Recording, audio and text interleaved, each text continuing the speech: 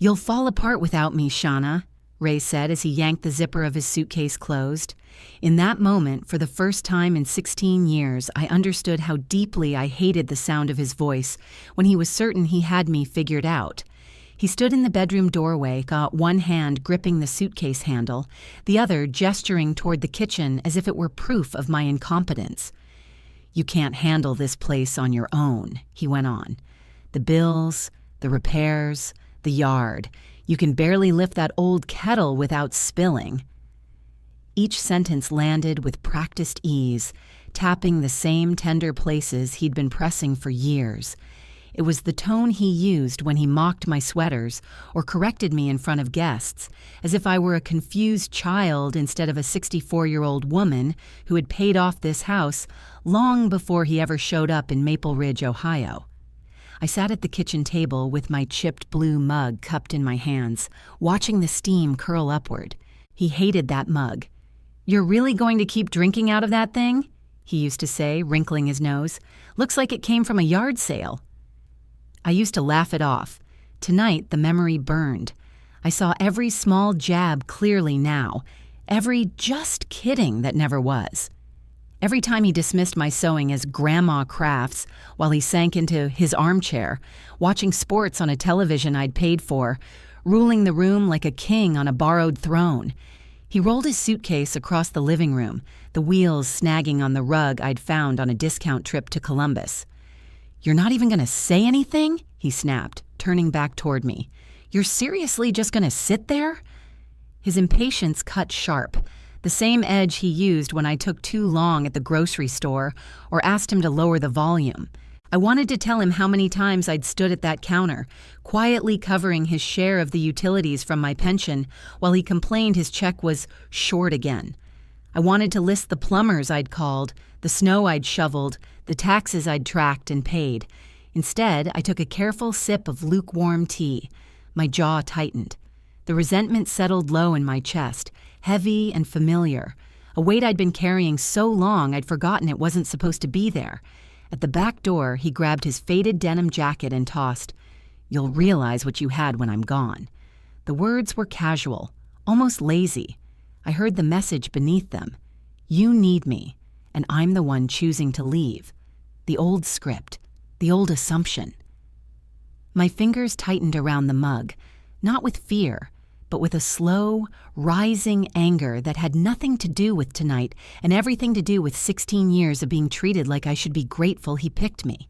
The door flew open, letting in cool Ohio air, damp leaves, and distant highway noise. He slammed it harder than necessary, a final performance for anyone listening. I heard his footsteps on the porch, the suitcase thumping down the steps, then the cough and growl of his aging car starting up.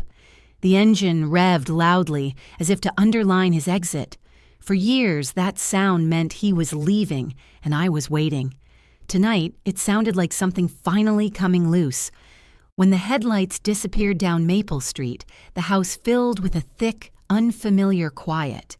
No sports channel murmuring, no irritated comments about the mail, just the wall clock ticking and the low hum of the refrigerator. I set the mug down carefully and looked at the red notebook beside the napkin holder. I pulled it closer. The cover was worn, the pages filled with dates and notes in my neat handwriting. The day I moved the utilities into my name. The meeting with the lawyer who confirmed the deed belonged to me alone. Bank accounts where Ray's name never appeared. Each entry was a small, silent act of preparation. Proof that while he mocked my little projects, I was building a life that didn't depend on him. Resentment flared again as I remembered how often he'd called this our house, tapping the wall like he'd built it himself. "We've got a good thing here," he'd say, arm around my shoulders. He never noticed how I stiffened, how the word "our" scraped against me.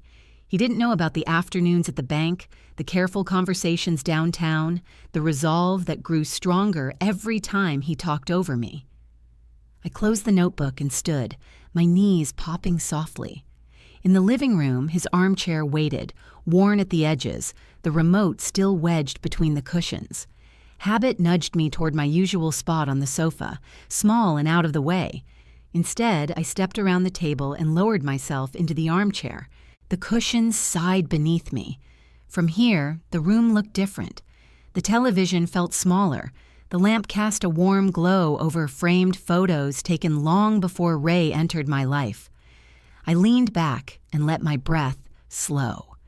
The resentment was still there, but it was changing, settling into something firmer.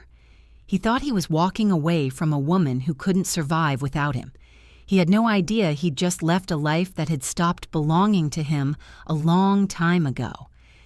In the years before Ray walked out with that suitcase, there were 1,000 small moments that showed me exactly who he was. I saw most of them. I just chose not to name them for what they were. I still remember the day I let him move into my house in Maple Ridge. I was a widowed school secretary then, living quietly, shopping at the same grocery store, folding laundry the way my first husband liked it. Some nights I still spoke to his photograph without realizing I was doing it. Ray arrived with supermarket flowers and a toolbox, smiling like a solution. "You shouldn't be alone in a house this size," he said. "Let me help." The words sounded generous, but something in the way he said, "house this size," rubbed against me. Like I'd been given more than I deserved, and he was there to manage it. At first he did help. He fixed a cabinet hinge, changed a hallway bulb. Every task came with commentary. "What would you do without me?" he'd say, smiling. I laughed back then, but the joke always landed with a sting. I had paid off that bungalow myself. I had handled broken pipes, tax notices, and frozen driveways long before Ray knew my name. His words erased all of that, as if my life before him didn't count. The shift came slowly. Dishes became your area. Yard work became your thing, even though he loved bragging about the lawn to neighbors. If I asked him to help carry groceries, he sighed and said, "You really bought too much, Shauna," like I was careless instead of careful. Each comment was small. None of them were loud, but together they built something heavy. I smiled through it while resentment stacked quietly inside me. Money was where it hurt most. His paycheck was always a little short this month. Mine never was. Somehow the electric bill ended up in my hands, then the water, then the internet. "You're better with numbers," he said, sliding envelopes toward me. What he meant was that he didn't want the responsibility. I sat at the kitchen table writing checks while he watched television in the other room, calling it our money without ever asking what it cost me. I opened a separate account at the credit union on my lunch break, still wearing my school badge. The clerk didn't ask questions. I felt guilty and angry at the same time. Guilty that I needed it, angry that I needed it because of someone who claimed to love me. Later, when I transferred the utilities into my name, I listened to Ray brag on the phone about our place and how we've got everything handled. He had no idea. That quiet planning was the only thing that eased the resentment growing inside me. Even his jokes in public carried weight. At the store, he held up a blouse I liked and said, "You sure? Looks like something a granny would wear." I was 64. I was a grandmother. But the way he said it turned my age into a punchline. When he mocked my shows as old lady programs or my sewing as grandma projects, I smiled weakly while thinking, you live in a grandma's house. You eat a grandma's food. You survive on a grandma's savings. The meeting with the lawyer downtown was quiet and uneventful. I asked simple questions about the deed and my rights. Ray never knew about it. Walking out of that office, my resentment shifted shape. It was still there, but now it stood beside something new. Intention. By the time I stopped cooking his favorite meals and stopped reminding him to take his pills, I had already let go. I still spoke politely. I still said "we" out loud. But in my red notebook, it was just me, my house, and the truth. The first time Ray used the word downsizing, he said it like he was doing me a favor, not like he was trying to ease me out of my own home. He stood in the living room doorway with his hands on his hips, scanning the space the way buyers do. "You know, Shauna, a woman your age shouldn't be rattling around in a place this big," he said. The way he emphasized your age slid under my skin. I had scrubbed those floors for decades. I had painted those walls after long days at the school. My age had earned this house. His words made it sound like I no longer deserved it. A few days later, Dylan showed up with an overly bright smile and a cardboard tray of coffee. "Hey, Shanna," he said, stepping inside like he already belonged there. "You ever think about cashing out while the market's hot?" He wandered down the hallway, running his fingers along the wood trim. "These old houses have great bones. You could sell, get a nice little apartment closer to town, maybe one of those places with a shuttle service." Each suggestion felt like a gentle shove toward the door. I nodded and let him talk, but inside, anger simmered. No one had helped me pay the mortgage all those years. No one had covered the cost of the roof. Yet here they were, walking through my rooms like opportunity hunters. They did a full tour one Saturday morning. Ray talked about curb appeal. Dylan talked about square footage. Closet doors opened. The basement was inspected. I followed behind them, suddenly feeling like a guest in my own home. "You could get a great number for this," Dylan said, "but you don't want to wait too long. At your stage of life, comfort matters more than stress." The phrase hit me hard. It pulled me back to the year the school district cut my hours and brought in younger staff. I trained them. I showed them the systems. Then I watched them get the full-time jobs. I had done the work. They got the seats. Standing there, listening to Dylan, I felt that same old sting. That memory sharpened something in me. After they left the room, I went to my desk and pulled out the folder with my house papers. I laid the deed on the table and traced my name with my finger. Shauna Hamfrey. No Mercer, no one else, just me. The resentment that had lived quietly in my chest for years snapped into focus. All the talk about our house, all the suggestions about me moving somewhere safer, were built on the hope that I would hand over what I had built. In the days that followed, I paid closer attention. I checked the mail before Ray did. I opened bank statements and read them slowly. That was when I saw charges for a cruise company I didn't recognize. Not a deposit, a full payment on my card. My stomach tightened. When I asked Ray, he waved his hand. "Relax, it's for us, a surprise. We deserve a nice trip. You can't take it with you." The way he said "you" made me feel like a wallet with an expiration date. I smiled, but my resentment burned hotter. I paid for everything, and he acted like he was generous for spending my money. One afternoon, I found a neat stack of papers waiting on the kitchen table. My name sat beside Ray's at the top. The language was polite, full of phrases like joint ownership and peace of mind. I read it 3 times before it sank in.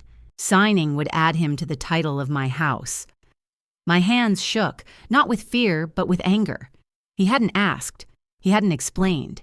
He'd just left it there, like I was expected to sign it between folding laundry and making dinner. I made an appointment with my lawyer downtown. In his quiet office, I laid everything out: the deed, the cruise charge, the forms.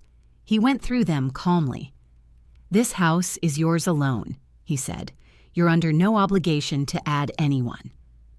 We talked about setting up a trust, about naming my niece Caroline to handle things someday. As he spoke, I felt my shoulders drop. The resentment didn't vanish, but it steadied. It pushed me toward choices instead of silence. The real test came a few nights later. Ray sat at the table with a pen in his hand, the papers spread neatly in front of him. "Go ahead and sign, Shauna," he said. "Don't be dramatic. This is just smart planning. You're being paranoid if you think I'm trying to take something from you." There it was. Paranoid. The word he used to dismiss every concern I ever voiced. For a moment, habit pulled at me. I could apologize. I could doubt myself. I could keep the peace. Instead, I heard my own voice, calm and steady. "No," I said. He blinked. "What?" "I'm not signing." I didn't explain. I didn't raise my voice. Inside, something unhooked. I was done being the woman who gave everything away just to avoid conflict. I watched his face shift from confusion to anger, and for the first time, I didn't feel small. I felt awake. After I told Ray I wouldn't sign the papers, the air inside the house shifted. It felt like the moment after a storm siren cuts off, when everything goes quiet but you don't know if the danger has passed or simply moved closer. On the surface, he pulled back. No more speeches about our future. No more walking through my living room with Dylan like they were planning an exit route. But every look Ray gave me carried the same question. Are you really going to stand your ground? For the first time, the answer inside me didn't waver. The next morning, I called my lawyer and finished what we had started. I sat in that same small office with beige walls and neatly stacked folders and signed the documents that placed my house into a living trust, with my niece Caroline named to handle things later. Each signature felt like reclaiming something that had been quietly borrowed for too long. When I updated my will and removed Ray entirely, my resentment flared, not because I was cutting him out, but because I had ever considered letting him in. I thought of all the times he said, "We're building something together," while I was the only one laying the foundation. At the bank, I moved the rest of my savings into accounts in my name alone and added extra security. The advisor explained alerts and protections in a calm, practiced voice. She didn't ask questions, but I saw understanding in her eyes. Walking out, I remembered how often Ray had tossed his card onto the table and said, "Just put it on yours, I'll square it later," and never did.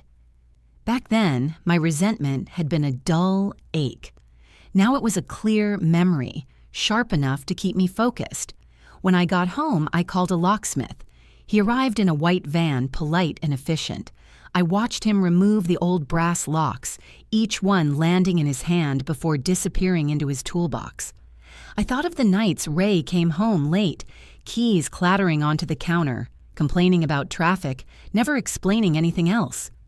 I resented how normal that had become.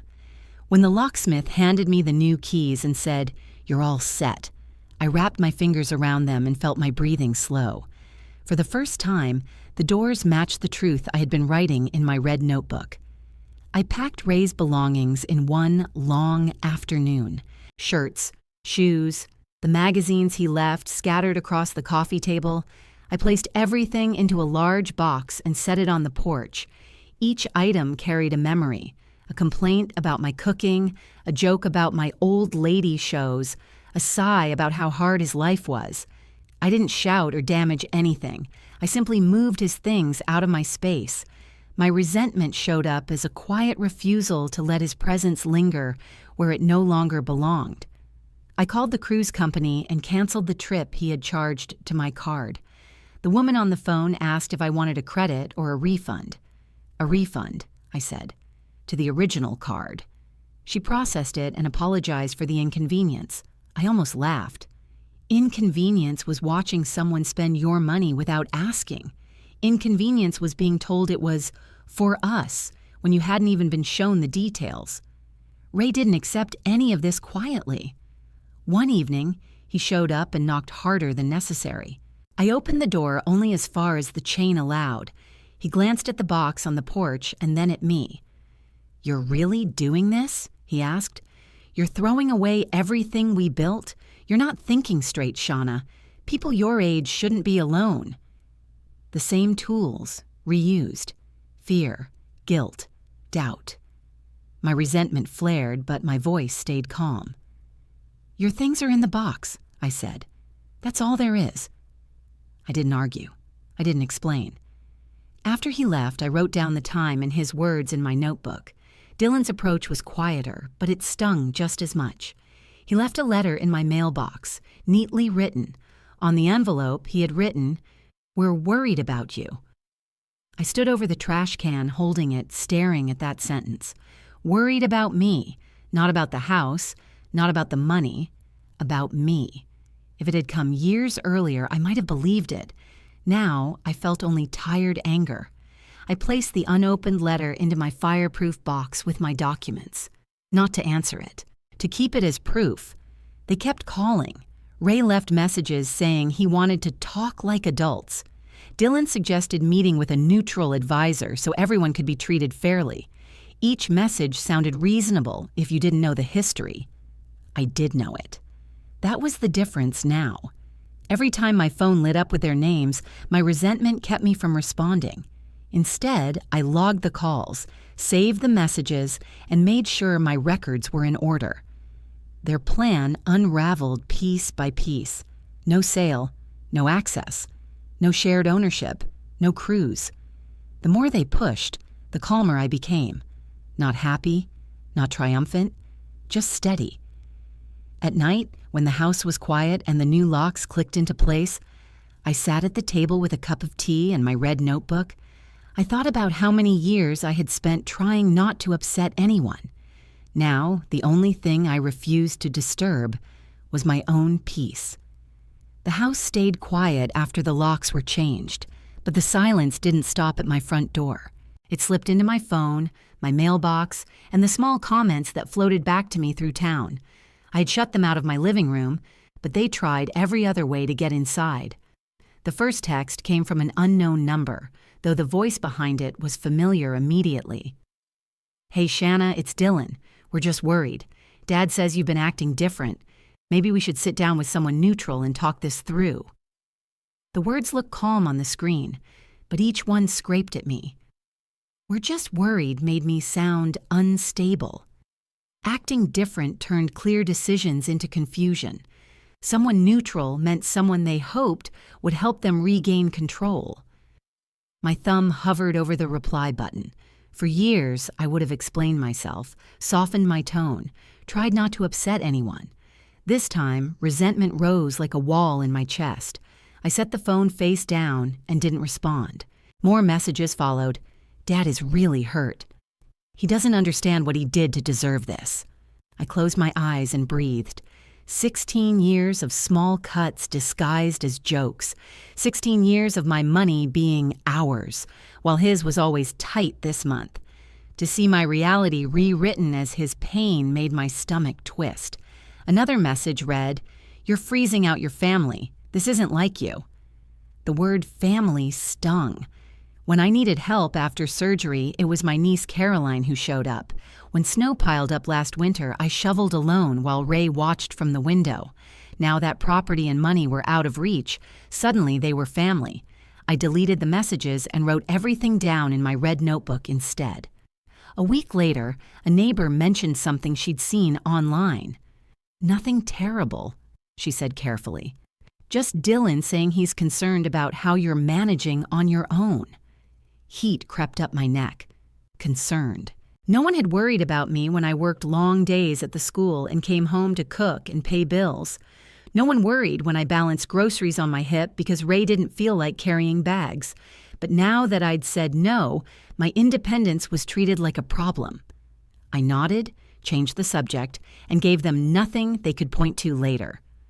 Ray's letter arrived in a plain envelope, his slanted handwriting instantly familiar.